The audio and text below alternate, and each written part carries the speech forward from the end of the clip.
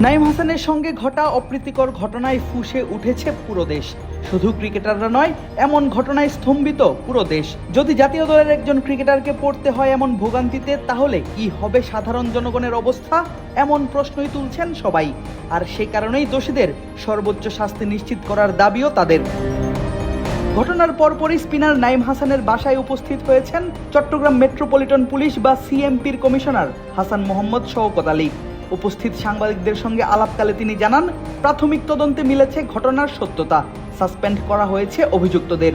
যে কোনো ঘটনা, এই ধরনের যদি আনপ্রফেশনাল কোনো ঘটনা ঘটে, আমাদের দায়িত্ব আছে এটা ইনকোয়ারি করার, এবং ইনকোয়ারি করে আমরা দেখি তাৎক্ষণিকভাবে আমাদের চোখে যেটা আনপ্রফেশনাল আমরা দেখতে পাই সেটার জন্য তাৎক্ষণিক ব্যবস্থা নেই, এবং এটা তদন্তের আমরা ব্যবস্থা করি।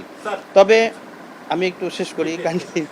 তো এটা আপনার পুলিশি তদন্ত, আমরা কারো পক্ষ নিয়ে কখনো মানে পুলিশের সদস্যদের পক্ষ নিয়ে আমরা তদন্ত কমিটি করি না, নিরপেক্ষ তদন্ত কমিটি করা হয়, এবং অলরেডি সাসপেন্ড করা হয়েছে এই ঘটনার প্রেক্ষিতে। তো কারো পক্ষ নিয়ে করা হয় না, কারো পক্ষে রিপোর্ট দেওয়া হয় না, একেবারে নিরপেক্ষভাবে একেবারে যেটি সত্য ঘটনা সেটিই তুলে ধরা হয় রিপোর্ট। তো আমি মনে হয় আমি আপনাদেরকে বলতে পেরেছি। 5+ স্টার রেটিং প্রাপ্ত দেশের সর্বোচ্চ বিদ্যুৎ সাশ্রয়ী ওয়ালটন এসি স্মার্ট কমফোর্ট এখন নেক্সট লেভেলে। নাঈমের বাসায় উপস্থিত হয়েছিলেন কোঅপ সদস্য এবং ক্রিকেটার ইরফান শুকুর। জানান, যদি এমন ঘটনার পর সুষ্ঠু বিচার না হয়, তাহলে কঠোর সিদ্ধান্ত নিতে বাধ্য হবেন তারা। বিসিবি সভাপতি তামিম ইকবালের সঙ্গে কোঅপ সভাপতি মোহাম্মদ মিঠুনের কথা হয়েছে এ ব্যাপারে, পাওয়া গেছে বিচারের আশ্বাস, এমনটাও জানান তিনি।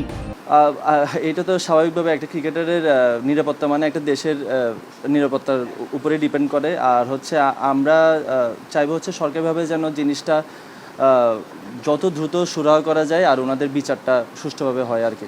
না হলে কি করব বলতে, আমরা জিনিসটা তো শিওরভাবে আমরা একটা হার্ড স্টেপ নেওয়ার ব্যবস্থা করব যদি কোনো বিচার না হয়। আর ইনশাল্লাহ আমরা যতটুকুভাবে তামিম ভাইয়ের সাথে কথা হয়েছে আমাদের কোঅপ প্রেসিডেন্টের, উনি আমাদেরকে ফুল এশিওর করছে যে বিচারটা সুষ্ঠুভাবে সুন হয়ে যাবে আর কি। ডিপিএল এর ম্যাচ খেলে 12 জুন রাতে নিজ বাড়ি চট্টগ্রামের উদ্দেশ্যে রওনা দেন নাঈম হাসান। বিমানবন্দর থেকে বাসায় যাবার পথেই তাকে পথে আটকায় ডিবি পুলিশের পরিচয় দেয়া কয়েকজন সদস্য। এমনকি পুলিশের গাড়িতে না তুলতে চাওয়া হয় সিএনজিতে। সাধারণ মানুষের বাধায় পরে আর সম্ভব হয়নি সেটি।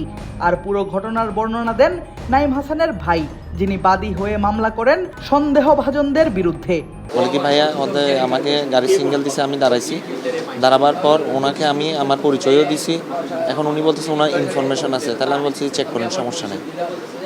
এটা বলার পর উনি বলছে যে এই তুই আসামি, তুই চুপ থাক। ওটা বলে আমার গলা বেড়ায় চেপে ধরছে। চেপে ধরার পর আমাকে আরেকটা এই আননোন পার্সন ছিল পাঞ্জাবি পরা, ও আমার হাতে মারছে, কোমরে মারছে, পায়ে মারছে পুলিশের সামনে। ওনারা ওকে না ইয়া করে আমাকে থানায় নিয়ে আসছে। নাঈমের এই ঘটনায় নিন্দা এবং প্রতিবাদ জানিয়েছে জাতীয় ক্রিকেট দলের সাবেক বর্তমান ক্রিকেটার থেকে শুরু করে সাধারণ মানুষ। প্রশ্ন উঠছে নিরাপত্তা নিয়ে। আদেব আশরাফ, ক্রিক ফ্রেন্জি।